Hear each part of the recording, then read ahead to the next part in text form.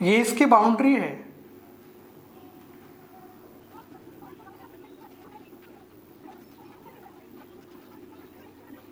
ये इसकी बाउंड्री है।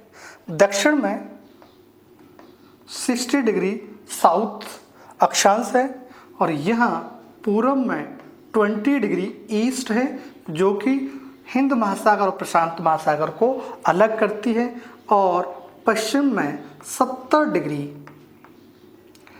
डिग्री वेस्ट, जो कि प्रशांत और अटलांटिक महासागर को अलग करती है। और ऊपर 60 डिग्री नॉर्थ है लगभग, लेकिन फिर भी यह नॉर्वेजियन सागर होने के कारण इस वाले भाग को 70 डिग्री ये थोड़ा सा नॉर्थ तक चले गया है, यानी यहाँ पर ये 70 डिग्री नॉर्थ जा चुका है। और ये भूमध्य सागर, बाल्टिक सागर, हडसन की खाड़ी, इनको भी इसमें शामिल किया गया है। अब देखें, इसके पूर्व में ये कौन सा है? अफ्रीका महाद्वीप है और यहाँ एटलस माउंटेन, इसी के आधार पर इसको सी ऑफ एटलस कहा जाता है। और ये है यूरोप महाद्वीप, ये है उत्तरी अमेरिका महाद्वीप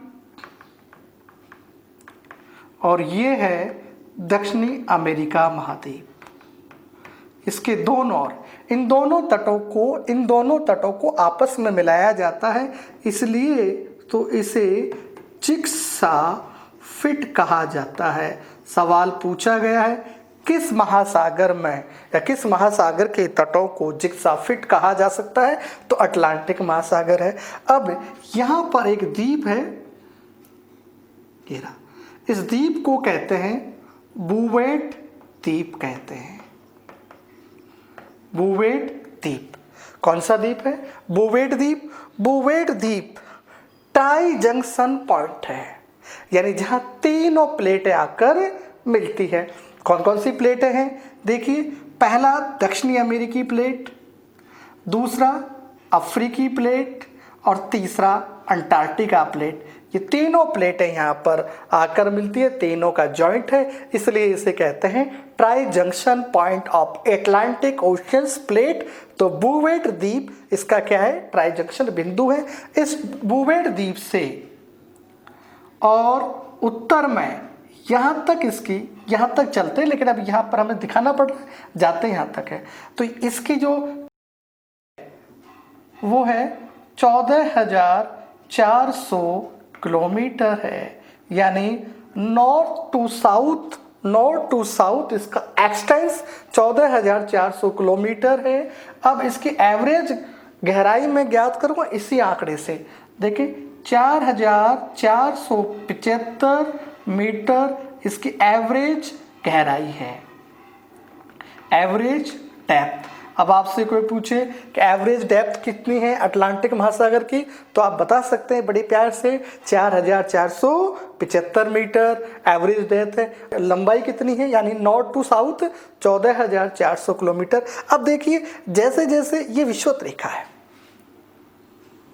ये आप देख रहे हैं इक्वेटर लाइन है। विषुवत रेखा से नीचे वाला जो भाग है साउथ अटलांटिक, ऊपर वाला भाग है नॉर्थ अटलांटिक। नॉर्थ अटलांटिक में सीमांत सागरों की अधिकता है, ये दिख रहे हैं, ये सागर है, सीमांत सागरों की अधिकता है। जबकि दक्षिणी अटलांटिक में सीमांत सागरों का अभाव पाया जाता है। महासागर में सीमांत सागर का अभाव पाया जाता है, दक्षिणी अटलांटिक महासागर में सीमांत सागरों का अभाव पाया जाता है।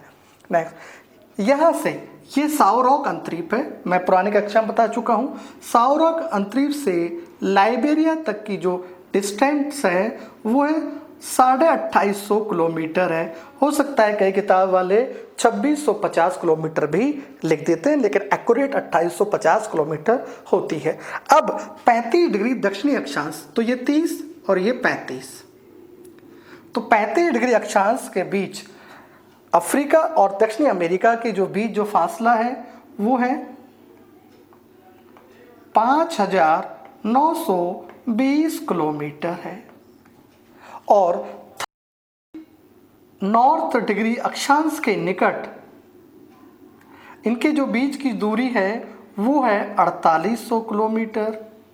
और कैप हॉर्न, यहाँ पर कैप हॉर्न है, देखें कैप हॉर्न अंतरिक्ष से यहाँ पर उत्तमाशांतरिक या कैप हॉप, गुड हॉप, इनके बीच की जो डिस्टेंस है, ये डिस्टेंस है 6500 किलोमीटर।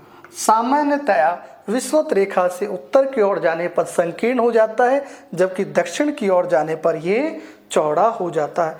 दोनों तटों पर हर्सनियन और कैलोडियन काल की चट्टानें हैं। दोनों का तट अधिक कटा फटा है। ये दुनिया का सबसे व्यस्तम मार्ग उत्तरी अटलांटिक में पाया जाता है। ओके, तो ये हमारा क्या है, अटलांटिक महासागर की जो सामान्य जानकारियाँ थी वो हो चुकी है हमारे पास। अब क्या करेंगे हम लोग, देखें।